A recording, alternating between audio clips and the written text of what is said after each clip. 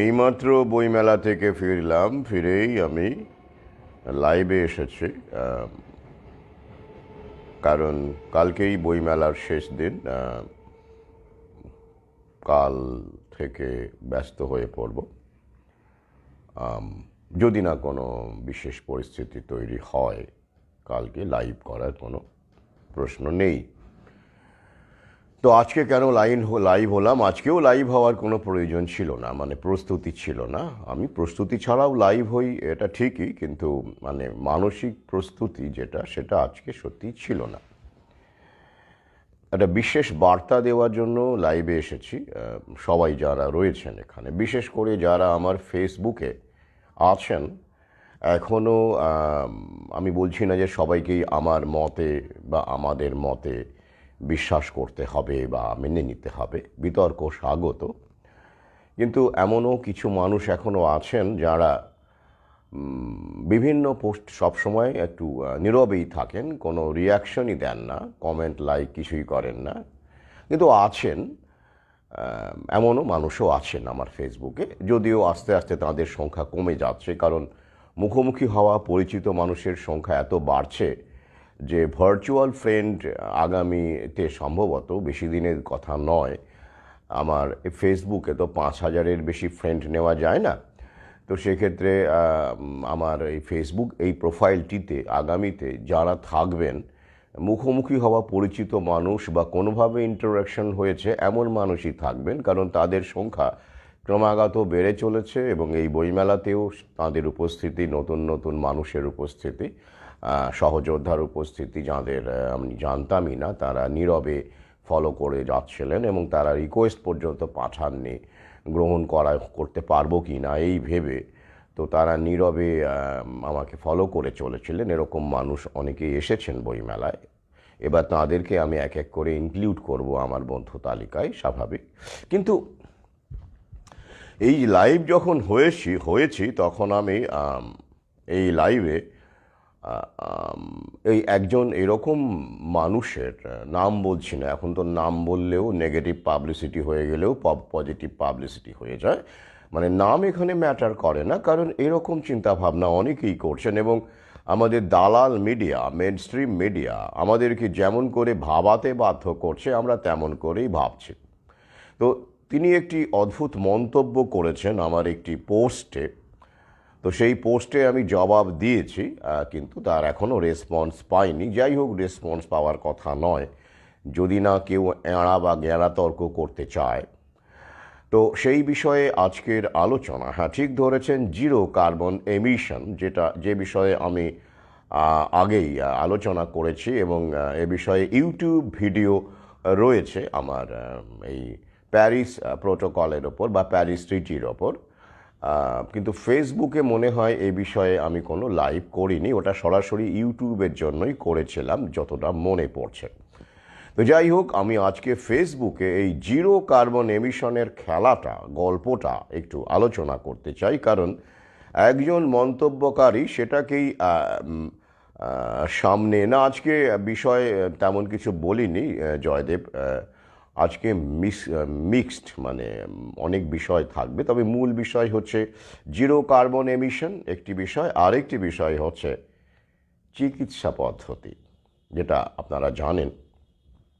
চিকিৎসা ব্যবস্থার মধ্যে গলদ কোথায়, এই বিষয়ে আমার কিছু ভাবনা আপনাদের সঙ্গে ভাগ করে নেব, বিশেষ করে মডার্ন মেডিসিনের ক্ষেত্রে। আমি আবার বলবো, আমি যা বলছি আপনারা বিনা প্রশ্নে গ্রহণ করবেন না, আপনারা ভাববেন আমার পয়েন্টটা। নমস্কার, তারকনাথ চৌধুরী। ভাববেন আমি কি বলতে চাইছি, প্রশ্ন করবেন। তাহলে এই দুটি বিষয়ে আজকের আলোচনা কেন্দ্রীভূত রাখব। আর হ্যাঁ, যারা কুরিয়ারে বই চেয়েছেন, ইতিমধ্যে অনেকেই কুরিয়ারের প্রক্রিয়াটি সম্পূর্ণ করেছেন। 1 তারিখ থেকে আশা করছি এই কাজগুলো আমি শুরু করব আর কি, 31 তারিখের পর থেকে। তো যারা আসতে পারলেন না বা কালকেও পারবেন না, সবাই তো দূর থেকে আসতে পারেন না, কেউ কেউ এসেছেন। তো হ্যাঁ অরূপ কুণ্ডু ঠিকই বলেছেন। তো অরূপ কুণ্ডু ঠিকই বলেছেন, আমি ওই বিষয়টাকে একটু ব্রড আসপেক্টে, কারণ এখানে কোনো ব্যক্তিগত আক্রমণের বিষয় না, এটা একটা পলিসি, এটা একটা নীতি। গ্লোবাল ওয়ার্মিং যার উপরে ভিত্তি করে রচিত হয়েছে, এবং গ্লোবাল ওয়ার্মিংয়ের ওপরও আমার একটা গুরুত্বপূর্ণ ভিডিও করেছিলাম। ওটা ফেসবুক লাইভই ছিল, সেটা আগের চ্যানেলে ছিল, ওটা তো চ্যানেলটাই উড়িয়ে দিয়েছে। এই চ্যানেলে ভিডিওটি আছে কিনা আমি নিশ্চিত নেই আর কি, হয়তো আছে বা দেওয়া হয়েছে পরে। তো যাই হোক, তো কোরিয়ারগুলো আমি পাঠাতে শুরু করব। এটির মধ্যে অনেকে মেসেজ করেছেন, তাদের বলবো আপনারা কাল থেকে, মানে কালকে রাত্রির পর থেকে আপনারা আমাকে মেসেজ করতে শুরু করুন, আরও ভালো হয়। কাল পরশুদিন সকাল থেকে প্রক্রিয়াটি জেনে নিন কিভাবে কি করতে হবে। এইভাবে অনেকেই আগে বই নিয়েছেন, বই মেলায় তো সবাই আসতে পারেন না। তবু আমি আহ্বান রাখবো, কালকে যারা এখনও আসেননি তারা যেন কালকে যদি আসতে পারেন তো ভালো হয়। কালকেও কেউ কেউ আসছেন এবং আমাকে জানিয়েছেন, যেমন কালকে রাজেশ দা আসার কথা রয়েছে, তিনি ফোন করেছিলেন। এরকম আরও কিছু মানুষ আসছেন কালকে, সবার নাম এই মুহূর্তে মনে পড়ছে না। শেষ দিন, অতএব যদি বই নিয়ে গেলে, নেওয়া হয়ে গেলেও আসুন, বইয়ের সঙ্গে তো সম্পর্ক নেই। যদি আশেপাশে থাকেন, যেমন আজকে অনিলদা এসেছিলেন, অনিলদা প্রায় আসেন, তো কাছাকাছি থাকেন বলে ওটা কোনো বিষয় নয়। আমরা মানে আজকালকেই শেষ দিন, আমরা দেখা করতেই পারি, আপনারা আসতেও পারেন যদি সম্ভব হয়। হ্যাঁ, যে বিষয়ে আমি ছিলাম সেই বিষয়টা কি, আমি আবার অনুরোধ করছি, যারা আমার পোস্টে আছেন, আমার সহযোদ্ধা নন বা এখনও এতদিন ধরে আমার প্রোফাইলে থেকেও আমার এত লেখালেখি বিভিন্ন বিষয়ে, বিশেষ করে এই বর্তমানের যে প্যান্ডেমিক থেকে শুরু করে বিভিন্ন লাইভ, শুধু লেখালেখি তো নয়, লাইভ বইপত্র তো সঙ্গে আছেই, এত কিছু কাণ্ডের পরেও যদি তারা মানে এইরকম মন্তব্য করতে থাকেন, তার মানে তারা আমার পোস্ট দেখেন না। হঠাৎ করে কোনো একটা পোস্টে যদি তার মনে হয় যে এই লোকটাকে একটু অ্যাটাক করার সুযোগ পাওয়া গেল বা একটুখানি বেকায়দায় ফেলা গেলেও আর কি, এইরকম মানসিকতা নিয়ে যারা প্রোফাইলে থাকেন, তাদের উদ্দেশ্যে বলি, একটু পড়াশোনা করুন, একটুখানি পড়াশোনা করে কমেন্ট করুন। একটু হোমওয়ার্ক জরুরি, শুধু আপনি কেন, সবাইকেই এটা করতে হয়। বিশেষ করে যে বিষয়ে আপনি মন্তব্য করতে চলেছেন, সেই বিষয়টার গভীরে গিয়ে মন্তব্য করুন। আমি বিতর্ক স্বাগত। আমি এরকম বহু মানুষ এখনও আছেন আমার প্রোফাইলে যারা অ্যাক্টিভ নন, মানে লাইক কমেন্ট করেন না। আগে করতেন হয়তো, যখন আমি মানে এই বিষয়টি আলোচনা, প্যান্ডেমিক, লকডাউন, এই বিষয়গুলো ধরিনি, যখন সাহিত্য চর্চার অন্যরকম অভিমুখ ছিল, তো তখন তারা ছিলেন। তাদের মধ্যে এখন অনেকেই ফিরে এসেছেন বুঝতে পেরে, তারা নিজের ভুলও বুঝতে পেরেছেন। কিন্তু এখনও বেশ কিছু মানুষ আছেন যারা কোনো রকম কিছু বলেন না, প্রশ্ন করেন না বা মন্তব্য করেন না বা কিছু করেন না বা কিছু জানতেও চান না, জানার আগ্রহও নেই। যেই মাত্র কিছু একটা মনে হয়, মানে একটু আক্রমণ করা যেতে পারে বা একটুখানি বেকায়দায় ফেলা যেতে পারে এই লোকটিকে, তখনই তারা সরব হয়ে ওঠেন। এদেরকে, এ বিষয়ে আমার একটি লেখা আছে, কমেন্টের শ্রেণীবিভাগ, বোম বোম বোম ভোলাতে এরকম লাইকের শ্রেণীবিভাগ, কমেন্টের শ্রেণীবিভাগ, পাঠকের শ্রেণীবিভাগ, হ্যাঁ, এরকম বেশ মজাদার রম্য রচনা আছে আর কি। তো সেইখানে ঘচাংফু কমেন্ট বলে একটি কমেন্ট আছে, মানে যাদের উদ্দেশ্য হচ্ছে এরা কমেন্ট করে সেই পোস্ট দাতাকে ঘচাংফু করে কেটে দেওয়া আর কি। হ্যাঁ, কিন্তু তারা জানেন না যে সব জায়গায় এই ঘচাংপু কমেন্টটা চলে না, কারণ তারা নিজেরাই ঘচাংপু হয়ে যাবেন, তাই তো? এই যেমন ধরুন কোনো জ্যোতিষী একটা পোস্ট দিয়েছে কি মাঙ্গলিক দোষ কাটানোর উপায়, জানেন মাঙ্গলিক দোষ বলে একটা ব্যাপার থাকে, জাতকের মাঙ্গলিক দোষ, যাই হোক। তো এবার আমি যদি সেই পোস্টে কমেন্ট করতে চাই বা মন্তব্য করতে চাই, আমি জ্যোতিষে বিশ্বাস করি বা না করি সে পরের প্রসঙ্গ, কিন্তু জ্যোতিষ শাস্ত্র তো একটা শাস্ত্র, সেখানে তো অনেক বিষয় আছে। এবার আমি যে হনুই হই না কেন, আমাকে ওই পোস্টে মন্তব্য করতে গেলে এই মাঙ্গলিক দোষের ব্যাপারটা নিয়ে একটু পড়াশোনা করে তবেই আমাকে মন্তব্যটা করতে হবে, তাই নয় কি? এটাই তো আশা, এটাই তো এক্সপেক্টেড, তাই তো? আচ্ছা, ঠিক তেমনটাই আমিও এক্সপেক্ট করি, মানে যারা আমার বিরুদ্ধাচরণ করছেন, স্বাগত, মানে বিতর্ক স্বাগত। আমি তো বারবার করেছি, কোভিডের সময় আমি চ্যালেঞ্জ দিয়েছি চিকিৎসকদের যে আমি করোনা ওয়ার্ডে থাকবো, সেই পোস্টটি এখনও মাঝে মধ্যে দিই। মাস্ক স্যানিটাইজার ব্যবহার করব না, করোনা ওয়ার্ডে থাকবো এবং সেখান থেকে লাইভ করব, লোককে বুঝিয়ে দিতে চাই যে করোনা ওয়ার্ডে থাকলে করোনা হয় না, করোনা আসলে কি, করোনা যে ঢপবাজি, সেটা আমি তখন বলেছিলাম। তো সুতরাং আমি তো আমার জায়গায় এখনও আমি অটল এবং অবস্থানে অটল। আমি সেই জায়গার উপর দাঁড়িয়েই আমি কথা বলছি, লিখছি, মানুষকে সচেতন করার চেষ্টা করছি বা ভাবাচ্ছি। তো যাই হোক, একটু আসা যাক। কি, আমি একটি পোস্ট দিয়েছিলাম, আবার বলছি এটা কিন্তু আপনাদের কোনো কোনো ব্যক্তি এটা একদিক থেকে ভালোই হয়েছে, কারণ এই বিষয়টা আমি বললাম না, যা হয় ভালোর জন্যই হয়। কারণ এখানে কিন্তু আমি বিষয়টিকে একটু সামগ্রিকভাবে আপনাদের সামনে তুলে আনতে চাইছি। কি, একজন মন্তব্য করেছেন, আসুন তার মন্তব্যকে আমরা সাদরে গ্রহণ করে নিই এবং তাকে আমরা বিশ্লেষণ করার চেষ্টা করি।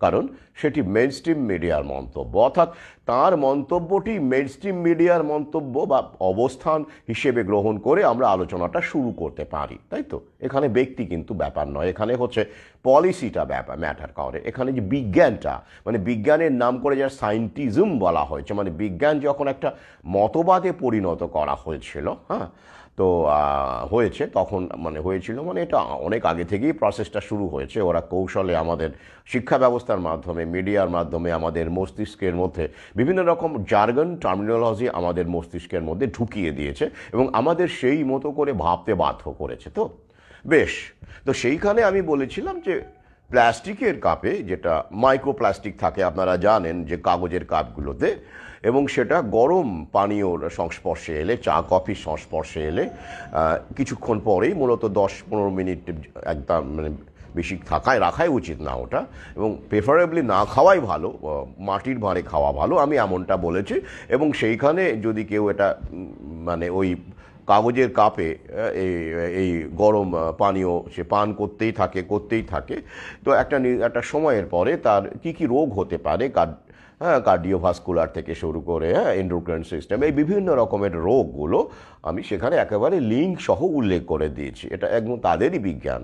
আসুন আমরা কিন্তু ওদের বিজ্ঞানকে ওদের বিজ্ঞান দিয়ে, ওরা যে বিজ্ঞান বা তথ্য আমাদের সামনে রেখেছে তাকে অস্ত্র করেই কিন্তু আমরা এই বিজ্ঞানকে গ্লোবাল ওয়ার্মিং এবং জিরো এমিশন, যে ওদের টার্গেট আছে জিরো কার্বন এমিশন, সেটাকে আমরা একটু তুলোধনা করার চেষ্টা করি। এবং আমরা দেখতে চাই, আমি মুখোমুখি তর্ক করতে চাই যে কোনো পরিবেশবিদের সঙ্গে, তিনি যে হনুই হন না কেন, অনলাইনে হোক অফলাইনে হোক, I am ready to just sit face to face with this kind of authority or expert person or personality, তো আমি রেডি। বেশ, তো এবার কি ব্যাপারটা দাঁড়াচ্ছে, জিরো কার্বন এমিশন কেন না? ওই মাটির পাত্র তো পোড়াতে হয়, না হলে তো ওটা শেপ নেবে না, তো একটা পোড়াতে হয়, ওই পোড়াতে গেলে নাকি কার্বন এমিশন হয় এবং সেটা পরিবেশের পক্ষে নাকি অত্যন্ত খারাপ। তো এই কার্বন এমিশন শব্দটা কি ছোটবেলায় আমরা শুনেছিলাম, আমাদের বইয়ে ছিল? না, একদমই ছিল না। কিন্তু এখনকার বইপত্রে, পাঠ্যপুস্তকে আপনারা সহজেই পেয়ে যাবেন, ঢুকে যাচ্ছে, সিলেবাস চেঞ্জ হচ্ছে। কার্বন এমিশন, তারপরে ট্রান্সজেন্ডার, তারপরে সমকামিতা, তারপরে লেসবিয়ান, গে, তারপরে বিভিন্ন রকমের শারীরিক পরিবর্তন। দেখবেন একটি পোস্টও আমি সেদিন দেখলাম, তো আমার কাছে এসেছিল, একটি মেয়ে শরীরের কি পরিবর্তন হচ্ছে সেটা আবার বলছে সে, তাকে বলা হচ্ছে, যাই হোক, যেগুলো এমনিতেই মা মাসিরা আমাদেরকে শেখাতো সেটা ওরা স্কুলে শেখাবে আর কি। তো এই যাই হোক, সে শেখাকে, সে বিষয়ে আমি পরে আলোচনা করছি।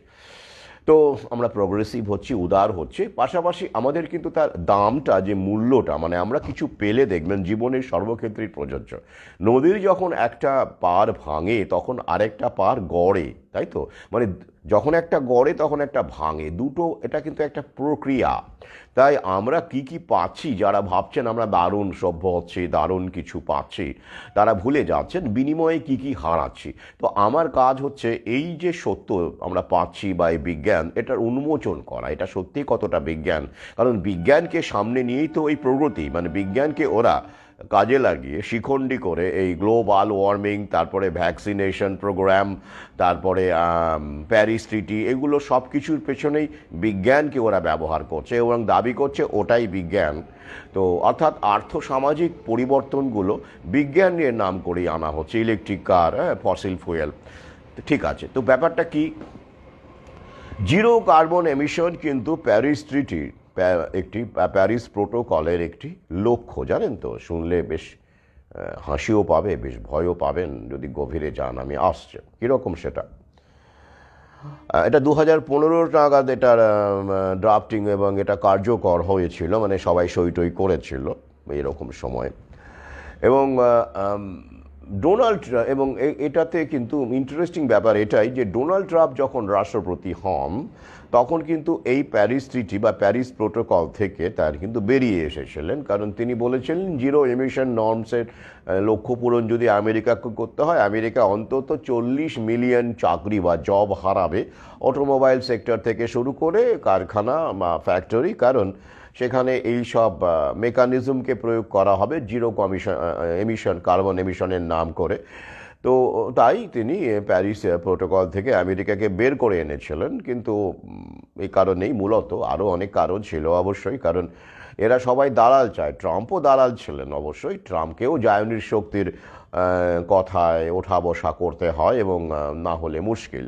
কিন্তু ওই যে দালালের মধ্যেও তো ভালো মন্দ আছে, 100% দালাল, 99% দালাল, তো সেটার একটা সমস্যা হচ্ছিল। তো ট্রাম্পের সঙ্গে ট্রাম্প মোটামুটি ওই করোনাকালে যখন মাস্ক পরতে রাজি হলেন না এবং প্যারিস প্রোটোকল থেকে এই যে মানে এই যে যেটাকে বলা হয় গ্লোবাল ওয়ার্মিংকে নিয়ন্ত্রণ করার জন্য যে প্যারিস প্রোটোকল, এবং তার মূল যে বিষয় সেটাই হলো জিরো কার্বন এমিশন, অর্থাৎ ফসিল ফুয়েল থেকে শুরু করে মানে যেগুলো কয়লা, পেট্রোলিয়াম, ডিজেল, এগুলো বার্ন করা যাবে না, মানে এখান থেকে তো কার্বন ডাইঅক্সাইড উৎপন্ন হয়, অর্থাৎ এমিশন হয়, কার্বন এমিশন হয়।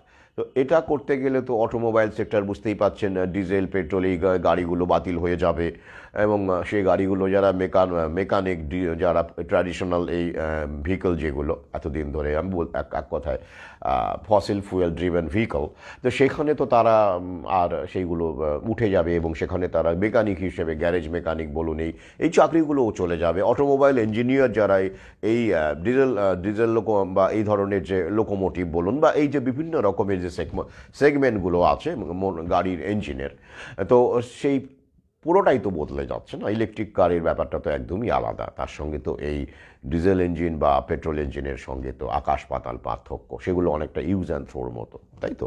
তো এই যে সেই নিয়ে ভিন্ন আলোচনা আছে আমার ইউটিউব চ্যানেলে, আপনারা আগ্রহী হলে খুঁজে দেখে নেবেন। তাহলে এইটাকে ট্রাম্প করতে চাননি বলে বেরিয়ে এসেছে, বেশ ভালো কথা। 40 মিলিয়ন চাকরি চলে যাবে অন্তত, কনজারভেটিভ এস্টিমেটে। কার্বন এমিশনটা কি? কার্বন পড়লে যেটা হয়, অর্থাৎ আপনি কার্বন থেকেই তো কার্বন ডাইঅক্সাইড, না? আমরা তো জানি যে কার্বন থেকেই কার্বন ডাইঅক্সাইড। বেশ, আচ্ছা এবার দেখে নিই এই কার্বন ব্যাপারটা কি। কার্বন ব্যাপারটা কি, ওদের বিজ্ঞানী বলছে যে মানব দেহের প্রায় 18% এরকম কাছাকাছি কার্বন, তার আগে অক্সিজেন, হাইড্রোজেন, অক্সিজেন এসব আছে। কার্বনের ব্যাপার, যেহেতু আলোচনাটা যেহেতু কার্বন কেন্দ্রিক, সেহেতু আমি কার্বনের পার্সেন্টেজটাই বলছি। বেশ ভালো কথা। আর অর্থাৎ ধরে রাখুন গড়ে 18% আমাদের দেহের কার্বন, ঠিক আছে? বেশ, এবার গোটা বিশ্বে ইকোসিস্টেমে যদি আমরা দেখি, টেরেস্ট্রিয়াল ইকোসিস্টেম বা পার্থিব যে ইকোসিস্টেম, অর্থাৎ জল, স্থল, গাছপালা, পাখি, জীব জন্তু, সেখানে কত কার্বন আছে? ওদের বিজ্ঞান বলছে, আমি লিঙ্ক দিয়ে দেব, ওদের বিজ্ঞান বলছে 3170 গিগাটন। 3170 গিগাটন। 1 গিগাটন মানে কত? 1 গিগাটন মানে হচ্ছে 1 বিলিয়ন মেট্রিক টন। তাহলে এবার বুঝুন কত কার্বন আছে গোটা বিশ্বে, তাই না? তাহলে 3170 গিগাটন হচ্ছে কার্বন আমাদের এই ইকোসিস্টেমে, একটু অ্যাপ্রক্সিমেটলি ওরা যে হিসেব করছে। আর 1 গিগাটন মানে হচ্ছে 1 বিলিয়ন মেট্রিক টন। বেশ, তাহলে এই যে কার্বন, সেটা গাছ হতে পারে, দেখবেন দাবানলের সময়ও যখন আগুন লাগে, মানে আগুন যখনই কোথাও লাগছে, সে আপনি গ্যাস জ্বালান, কয়লা জ্বালান, হ্যাঁ, সে গাছে গাছে ঠোকা লেগে দাবানল হোক, কনফ্ল্যাগুরেশন হোক, হ্যাঁ, বা আপনি রাস্তার ধারে এগরোল ভাজুন গ্যাস দিয়ে, বা কয়লা দিয়ে রুটি সেকুন কয়লা জ্বালিয়ে, সবই কিন্তু কার্বন এমিশন হচ্ছে। বেশ ভালো কথা।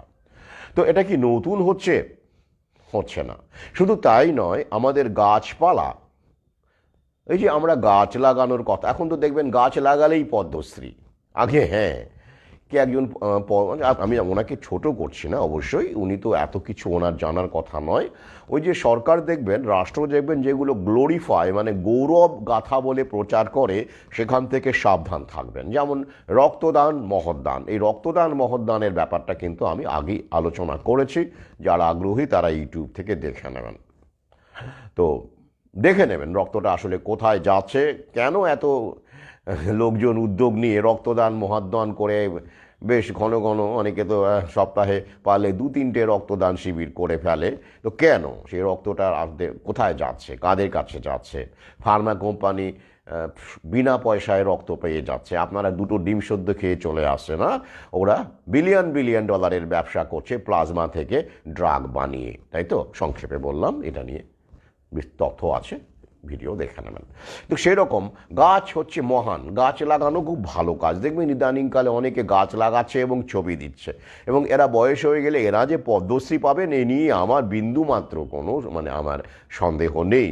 কিন্তু এরা জানেন না যে আপনি যদি 5,000 গাছ লাগানোর জন্য পদ্মশ্রী পান এবং সাইকেলে করে ঘুরে ঘুরে ঘুরে ঘুরে গাছ লাগান, আদানি সেটা 2-1 মাসের মধ্যেই, হ্যাঁ, ওই লক্ষ লক্ষ গাছ ও কেটে ফেলবে। ওই যে ছত্তিশগড়ে গাছ কাটা হচ্ছে। তো ওরা তো তাহলে গাছ কাটলে যদি এতটাই গাছ আমাদের পরিবেশের পক্ষে এতটাই দরকারি এবং আমাদের অক্সিজেন দেয়, তাহলে এত 4 লক্ষ গাছ ছত্তিশগড়ে, হ্যাঁ, কাটা হচ্ছে কেন? এ নিয়ে তো আমি ভিন্ন ভিডিও করেছি, লিখেছি। তো সেটা কি হবে? তার মানে আপনি গাছ লাগাবেন, ওরা ভোগ করবে। আপনি গাছ কাটতে পারবেন না, আপনি কয়লা ব্যবহার করতে পারবেন না, আপনি ডিজেল ব্যবহার করতে পারবেন না, আপনি পেট্রোল ব্যবহার করতে পারবেন না। ওই প্রাকৃতিক সম্পদ সবটাই ওদের কুক্ষিগত। আপনি গাছ লাগাবেন, ওরা গাছ কাটবে। আপনি গাছ লাগাবেন, ওরা গাছ কাটবে। কি খেলাটা বুঝতে পারছেন তো? অর্থাৎ সম্পদ আপনি তৈরি করবেন, বা প্রকৃতিতে যে সম্পদ আছে, এই সব সম্পদ মানুষের জন্য প্রকৃতি বানিয়েছে, দেশের জন্য নয়। দেশটা ওরা বানিয়েছে। আধুনিক যত রাষ্ট্র, আর রাষ্ট্র বলতে যে নেশন স্টেট বলতে আমরা বুঝি, সেটা অতীতকালে কোথাও ছিল না। দেখে নেবেন হিস্ট্রি অফ নেশন স্টেট, দেখে নেবেন। ওটা ওরাই জার্নিশ শক্তি নেশন স্টেট বানিয়েছে, কড়া বাউন্ডারি দিয়ে, হ্যাঁ, কাঁটাতার দিয়ে ওরাই বানিয়েছে। এটা ওদের সৃষ্টি। হ্যাঁ, যদি অতীতকালে যদি এরকম স্টেট থাকতো, তাহলে আফ্রিকায় জন্মগ্রহণ করা মানুষ সমগ্র বিশ্বে ছড়িয়ে পড়তে পারতো না। জানেন তো মানব জাতির অরিজিন কোথায়? আফ্রিকা মহাদেশ। ওরাই তো বলছে, ওদের ইতিহাসই তো, ওদের অ্যানথ্রোপোলজিই তো বলছে, তাই না? তাহলে তখন তো বেড়া ছিল না, প্রকৃতিতে বেড়া ছিল না, ওরাই বেড়া দিয়েছে, দেশ দিয়েছে। কারণ কি? ডিভাইড অ্যান্ড রুল, দেশে দেশে গণ্ডগোল বাঁধিয়ে শিয়া দেশ, সুন্নি দেশ, অমুক দেশ তমুক দেশ, তাই তো?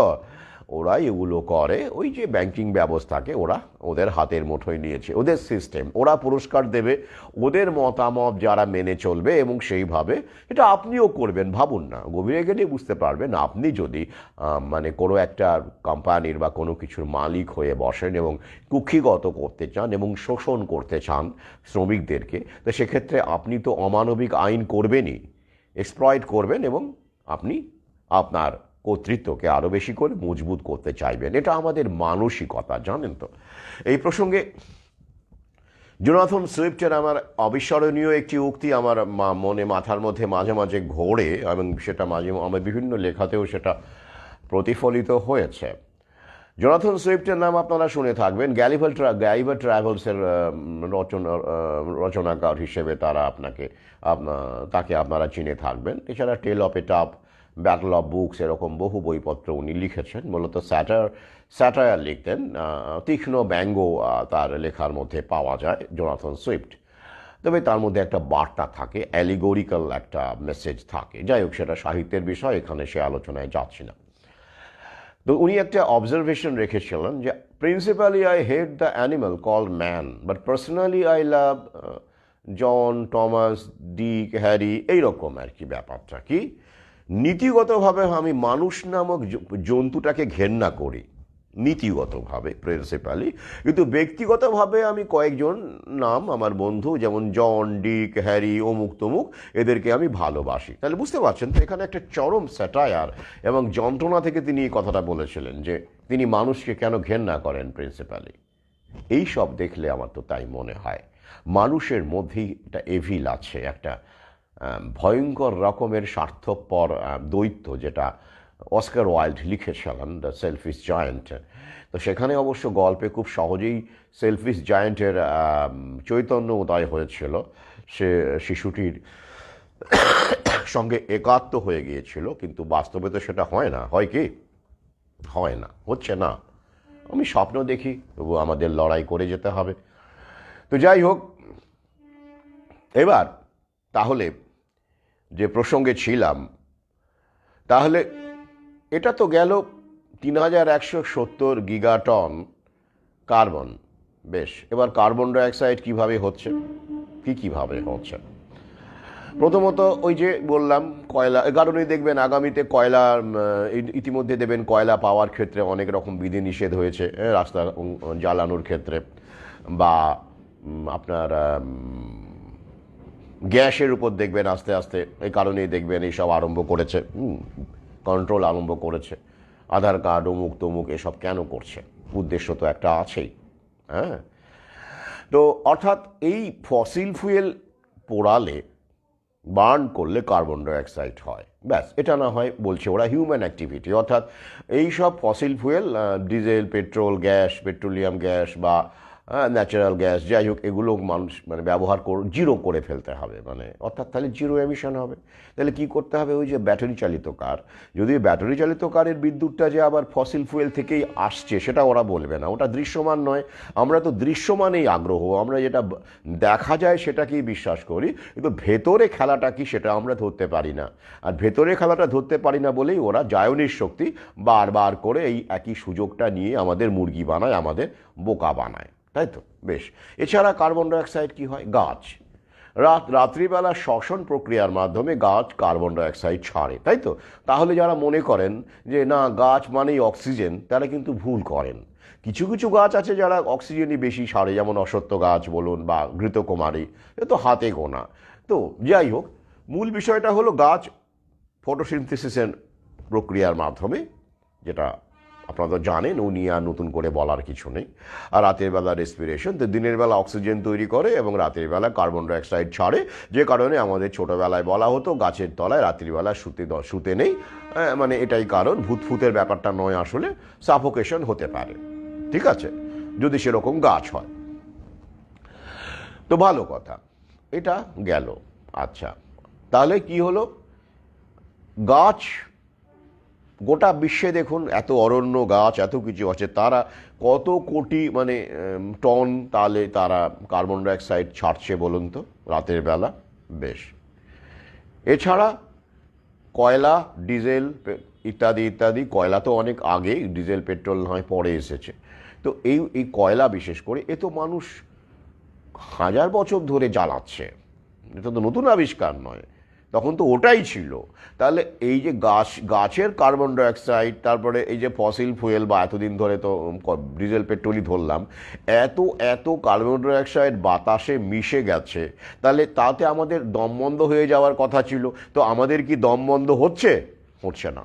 আপনি মেপে দেখবেন এখন বায়ুমণ্ডলে ওই যে অক্সিজেন, কার্বন ডাইঅক্সাইডের যে পরিমাণ, ছোটোবেলায় তাই আছে। মাথাটা খেয়াল করুন, ছোটোবেলায় কি পড়েছিলেন? 0.03 কার্বন ডাইঅক্সাইড, তো অক্সিজেন কত? ওই মোটামুটি 21% মতো, এরকম একটা, 20.60 এরকম। আর নাইট্রোজেন কত? এই 78.16 বা ওই 79% মতো।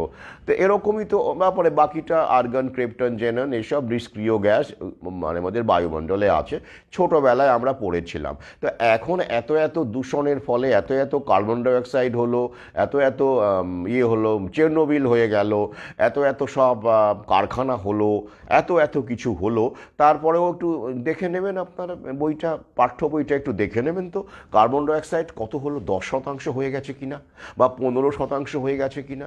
দেখবেন ওই গড়ে ওই একই আছে। তাহলে কেন, সমস্যা কোথায় হচ্ছে?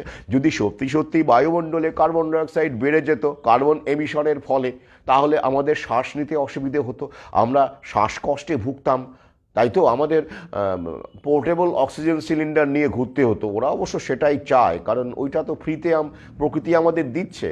ওদের ভারী আপত্তি, জানেন তো, প্রকৃতি যে ফ্রিতে আমাদের যেগুলো দেয়, জল বায়ু, যেগুলো না হলে মানুষ বাঁচে না, সেগুলো যদি ওরা মানে ব্যবসা করতে পারত প্রতিটা মানুষের, ওরা তো আলটিমেট সেটাই করবে। আগামীতে এই যে ডোজের পর ডোজ গুঁজেছে, দেখবেন অক্সিজেন সিলিন্ডারের ডিম্যান্ড কী হারে বাড়ে, মানুষ আর মুক্ত বায়ুতে শ্বাস নিতে পারবে না। কি বিশ্বাস হচ্ছে না? মিলিয়ে নেবেন, শ্বাস নিতে পারবে না। তখন ওরা অক্সিজেনের বিক্রিটা, ওই তো মাঝখানে তো অক্সিজেন সিলিন্ডারের জন্য মারামারি হচ্ছিল, জানেন তো?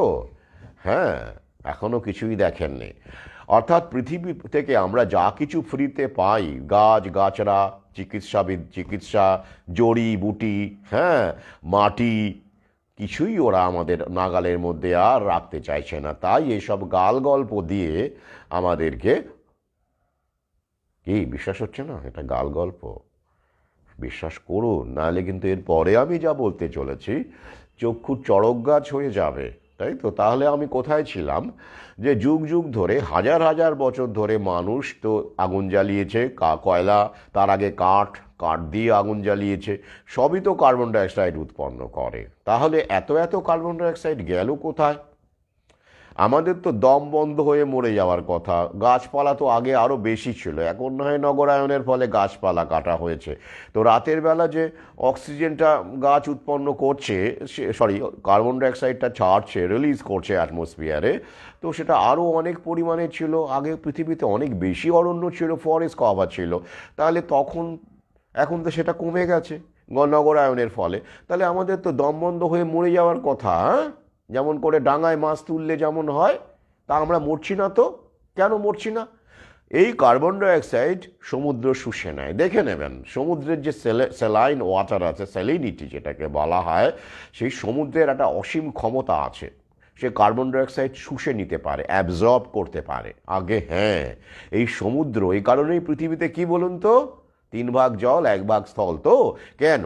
ওই যে যাতে করে বেশিরভাগটাই তো সমুদ্র, যাতে করে পৃথিবীর প্রাণী জগৎটা বেঁচে থাকতে পারে। প্রকৃতির কাছ থেকে শিখুন, প্রকৃতি ঈশ্বর, তার কাছে নতজানু হতে শিখুন। প্রকৃতি থেকে বিচ্ছিন্ন করে আমাদের ওরা গোলাম বানিয়ে ফেলেছে। অনেকে 100% হয়েই গেছেন। আমরা প্রতিবাদ করছি, আমরা হতে চাইছি না। তো আমাদের ছড়িয়ে দিতে হবে। তাহলে এই সমুদ্রের যেটাকে আমরা বলবো আর কি, ওশান, 5খানা মহাসমুদ্র, তাই তো? তো এই সমুদ্রের কাজ হচ্ছে কার্বন ডাইঅক্সাইড অ্যাবজর্ব করে নেওয়া।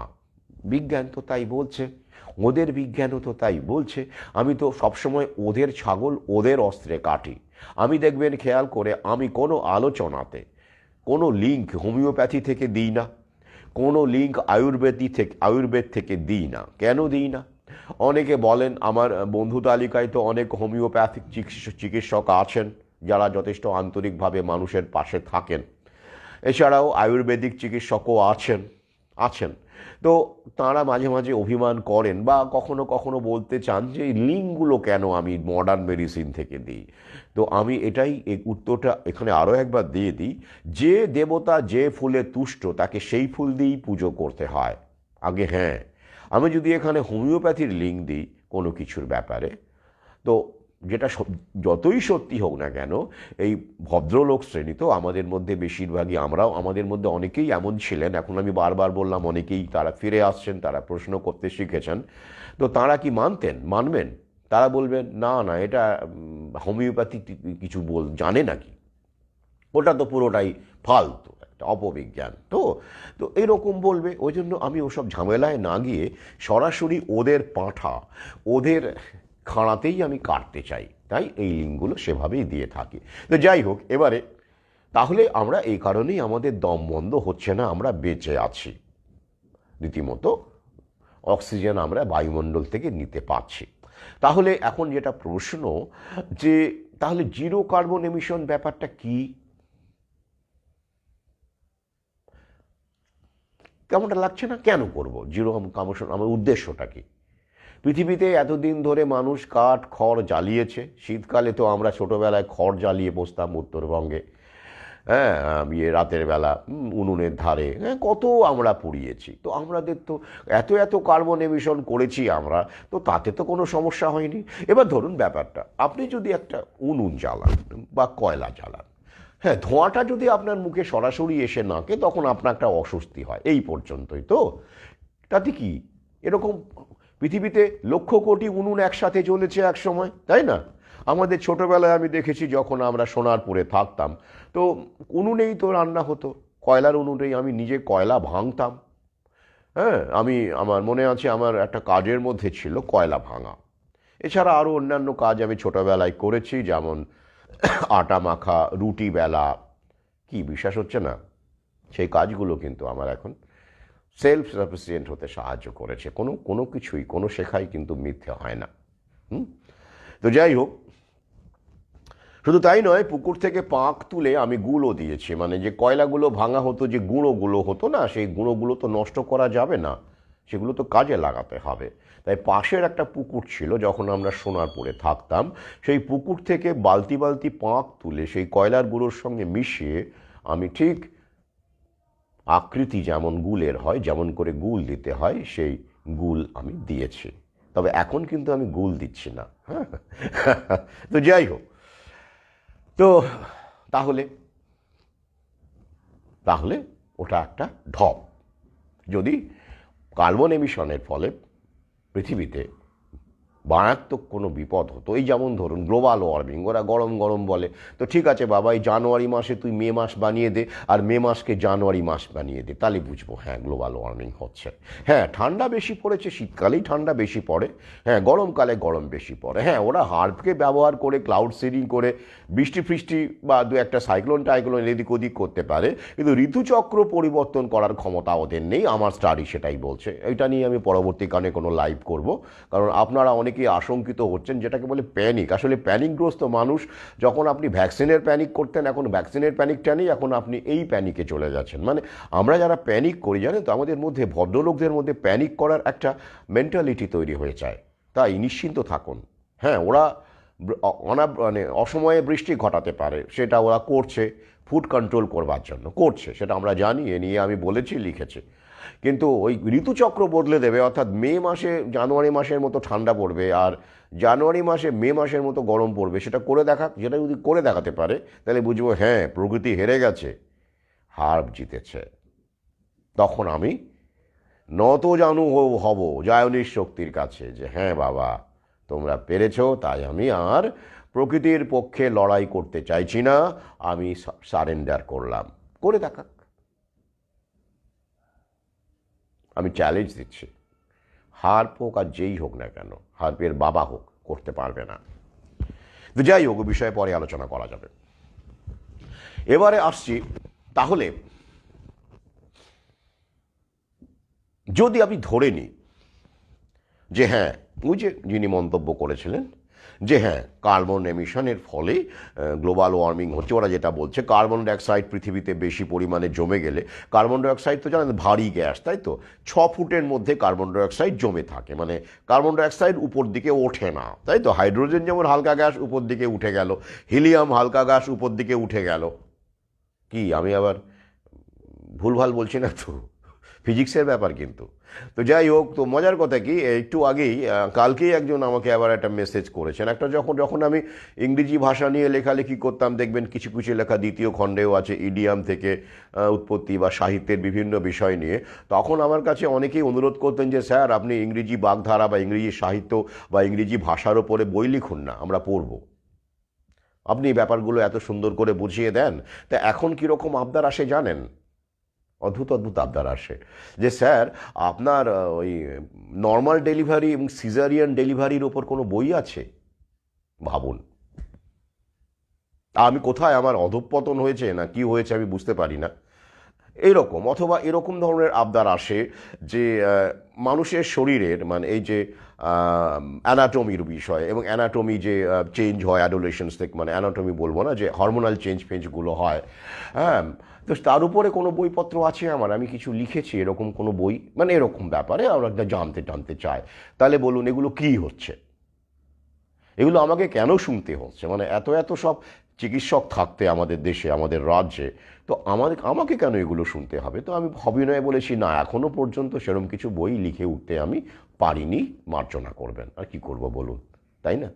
আমার কি লেখার কথা ছিল, কি সব ভেবেছিলাম একটা সময়, এখন ওই যে পরিস্থিতির, আমার তো সবসময়, আমার তো ওই যে আমি বারবার বলেছি লেখক সাহিত্যিককে সময়ের সঙ্গে চলতে হয়, ওই সব প্ল্যান করে ওইরকম লিখবো, অমর কাব্য লিখবো, হ্যাঁ, ক্লাসিক্যাল কিছু লিখে চলে যাব, আর মানুষ মরে যাবে, বউ নিয়ে মরে যাবে, আর আমি দাঁড়িয়ে দাঁড়িয়ে ক্লাসিক্যাল কিছু লিখবো, আমি শুধু বউটা নেবো না, আমি বুঝে গেছি বউটা কি, আমি কাউকে বলবো না, আমি আমার মতো টুপ করে চেপে যাব আর অমর কাব্য লিখে যাব নাকি? এটা আমার দ্বারা হলো না, মার্জনা করবেন। তো যাই হোক, এবার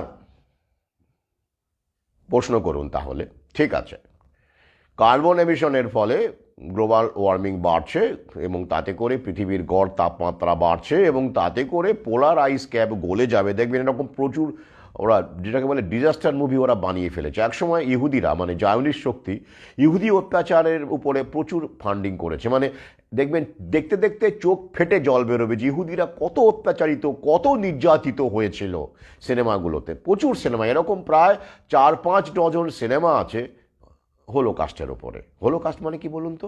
ইহুদি গণহত্যা দ্বিতীয় বিশ্বযুদ্ধের সময়, যে হিটলার নাকি, আমি নাকিই বলবো, কারণ এগুলো নিয়ে যথেষ্ট বর্তমানকালে সন্দেহ দেখা দিচ্ছে, এবং অমৃতস্বপুত্র দ্বিতীয় খণ্ডে একটি অধ্যায়ে আমি এই বিষয়টা কিন্তু তথ্যসহ তুলে ধরেছি, যে এটা এখন অনেকেই বলছেন যে এটা, এবং এটা নিয়ে খুব ইন্টারেস্টিং তথ্য যেগুলো উঠে আসছে। একজন মার্ক্সবাদী মানে কমরেড পর্যন্ত তিনি সেই সময়ে দ্বিতীয় বিশ্বযুদ্ধের পরবর্তীকালে বা ওই সময় তিনি মন্তব্য করেছেন, এটা কিন্তু মানে সত্যি কথা নয়, এখানে অনেকটাই ফ্যাব্রিকেট করা হয়েছে।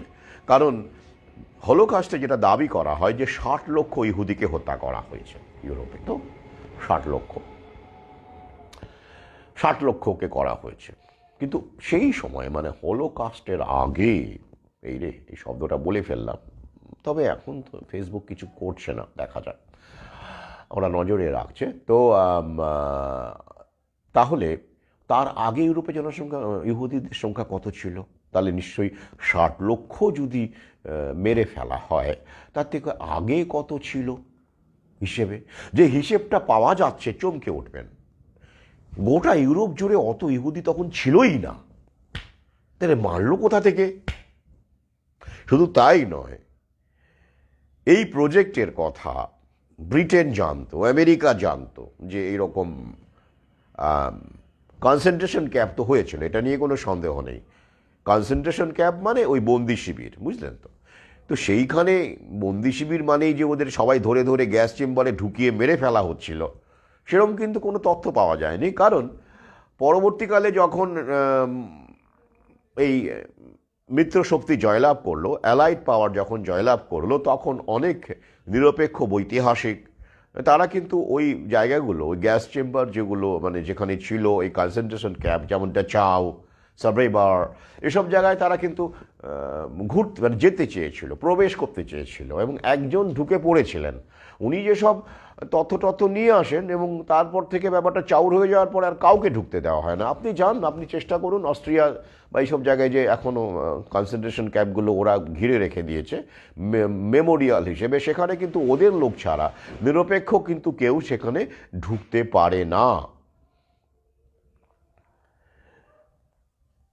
পারে না, কারণ যে তথ্যগুলো উঠে আসছে সেখানে কিন্তু এই ধরনের কোনো ছাই বা হিউম্যান যেটা কার্বন টেস্টিং বা টেস্টিং করে বোঝা যাবে যে এখানে মানুষকে পড়ানো হয়েছে গ্যাস চেম্বারে বা সেরকম কিছু পাওয়া যায়নি। এবং সবচেয়ে বড় কথা,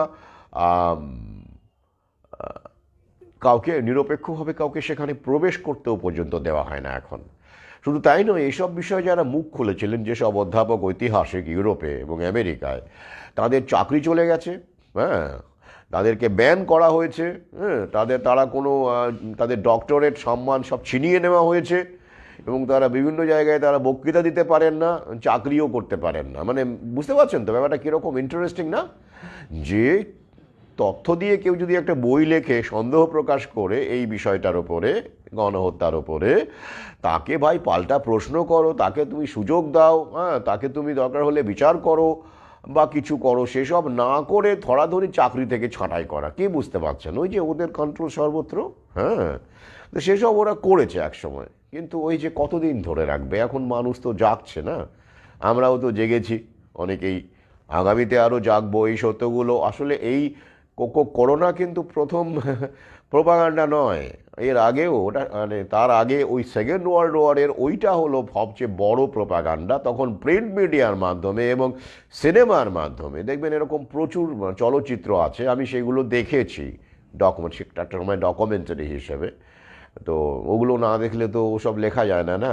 আমি কিন্তু সিনেমা টিনেমা এখন একদমই দেখি না, যদি দেখি হ্যাঁ অবশ্যই কখনো কখনো দেখি, কিন্তু সেটা আমার কাজে লাগানোর জন্য দেখি, যেগুলো আমার কাজে লাগে, বা ডকুমেন্টারি বলুন বা এই ধরনের বিষয়গুলো। তবে এখন আর একদমই সময় পাই না, আমি বইপত্র পড়ার দিকেই বেশি করে মনোযোগ দিয়ে থাকি। তো যাই হোক, তাহলে মূল বিষয়ে আসি। ওটাও একটা কিন্তু বড় রকমের মিডিয়া প্রোপাগান্ডা ছিল, একটা সিম্প্যাথি তৈরি করার জন্য, ইসরায়েলের প্রতি সিম্প্যাথি, ইহুদিদের প্রতি সিম্প্যাথি, এইভাবে আড়াল করা আর কি। তো যাই হোক, এইবার তাহলে আমরা ধরে নিলাম যে হ্যাঁ, পোলার আইস ক্যাপ গলে যাবে, এবং গোটা পৃথিবী বলছে, ওরা বলেছিল 2020-তে কলকাতা জলের তলায় চলে যাবে। আমার মনে আছে সালটা 1992-93, আমি তখন অনার্স কমপ্লিট করে মাস্টার ডিগ্রি পড়ছি আর কি, মাস্টার্স পড়ছি। তো সেই সময় এরকম খবরের কাগজে দেখতাম যে 2020-তে কলকাতা এবং সুন্দরবন জলের তলায় চলে যাবে, মানে এতটাই ভয়ঙ্কর অবস্থা। হ্যাঁ, তারপরে তো 1997 সালে কিয়োটো প্রোটোকল এলো, ওরা কি উদ্দেশ্য ছিল গ্লোবাল ওয়ার্মিংকে হ্যান্ডেল করা, কিন্তু না, গেল না, দিব্যি রইল। কি বুঝলেন আগে? হ্যাঁ, এরা হলো কি বলুন তো, ওই যে 10 চক্রে ভগবান ভূত বলে বলে বলে বলে ব্রেন ওয়াশ।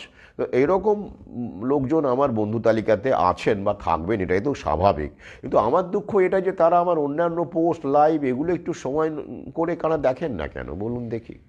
তাহলে তো তারা একটু হোমওয়ার্ক করে আমাকে ট্যাকল করতে পারেন, সেটাই করুন না। আমি তো এগুলো উপভোগ করি, আমি তো চাই যে মানুষ এই তর্কের মাধ্যমে আরও বেশি করে সচেতন হোক, আরও বেশি করে জাগুক, তাই না? তো যাই হোক, এবার আমি তবু ধরে নিলাম যে হ্যাঁ, এমনটা হতে পারে, তাহলে কিন্তু একটা ভয়ঙ্কর ব্যাপার হতে পারে। কি বলুন দেখি? ধরুন এক রাত্রে আপনার বাড়ির দরজায় কলিং বেলটা বেজে উঠল। কলিং বেলটা বেজে ওঠার সঙ্গে সঙ্গে আপনি দরজা খুললেন, এত রাতে কে দেখলেন সেনাবাহিনীর উর্দি পরিহিত 4-5 জন মানুষ, তাদের হাতে অস্ত্রশস্ত্র, এবং অবশ্যই সেই সময়কার অত্যাধুনিক অস্ত্র, লেজার গান হতে পারে বা কিছু, বা নাও হতে পারে। তারা সিম্পলি আপনাকে তুলে নেওয়ার জন্য এসেছে। কেন? তারা একটা আপনার সামনে গড়গড় গড়গড় গড়গড় করে পড়ে গেল। এটা হাসবেন না কিন্তু। 4th ইন্ডাস্ট্রিয়াল রেভলিউশন যদি পড়েন, আমি 2য় খণ্ডে সেই উল্লেখ করেছি কি একটা ছবি সেখানে কি হতে পারে। তো গড়গড় করে পড়ে গেল, কি বলে গেল, আপনি প্রতিদিন 2.3 পাউন্ড করে কার্বন ডাইঅক্সাইড বায়ুমণ্ডলে ছাড়ছেন। আগে হ্যাঁ, দিনে যদি আপনি 2.3 পাউন্ড কার্বন ডাইঅক্সাইড ছাড়েন, তাহলে মাসে কত ছাড়েন, বছরে কত ছাড়েন, হিসেব করুন।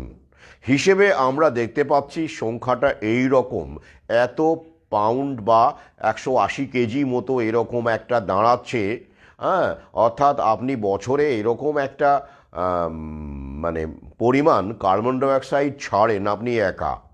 এবার আপনার বউ আছে, আপনার বউও ওই রকম 180 কেজি মতো কার্বন ডাইঅক্সাইড ছাড়ে, ভালো কথা।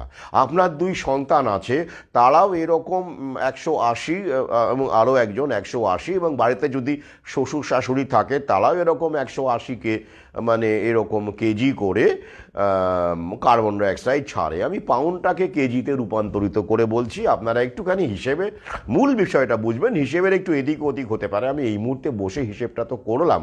ওই 1 পাউন্ড মানে আপনারা মোটামুটি জানেন 453.6 গ্রাম, এরকম একটা কাছাকাছি আর কি, সম্ভবত আমি যতদূর মনে আছে। তো সেটা ধরে আপনি দেখুন এরকম একটা মানে পরিমাণ হচ্ছে, তাহলে বছরে কত কেজি হচ্ছে, হ্যাঁ সেই হিসেবটা পাওয়া গেল। মানে 4 জন যদি 180 কেজি করে কার্বন ডাইঅক্সাইড ছাড়ে, তাহলে মানে কত দাঁড়াচ্ছে, আর 6 জন হলে কত দাঁড়াচ্ছে। তাই আমাদের প্রভিন্সিয়াল গভর্নমেন্ট বা আমাদের সরকার, আমাদের কর্তৃপক্ষ, আমাদের যে স্কোয়াড আমাদের অর্ডার দিয়েছে যে আপনাদের এলিমিনেট করা হবে, কারণ আপনারা যদি এত এত কার্বন ডাইঅক্সাইড বাতাসে ছাড়েন তাহলে তো পরিবেশের মুশকিল, মানে গ্লোবাল ওয়ার্মিংকে আপনারা ত্বরান্বিত করছেন। কারণ আমাদের লক্ষ্য হচ্ছে জিরো কার্বন এমিশন। তো আপনি বেঁচে থাকা এবং আপনার 4 জন বা 5 জন যদি আমরা কমাতে পারি, তাহলে জিরো কার্বন এমিশনের দিকে আমরা আরও এক ধাপ এগিয়ে যাব। এইবার আপনি বললেন, কই আমি তো মানে আমাদের মহামান্য কর্তৃপক্ষের আদেশ অনুসারে ফসিল ফুয়েল ব্যবহার করি না ইতিমধ্যে।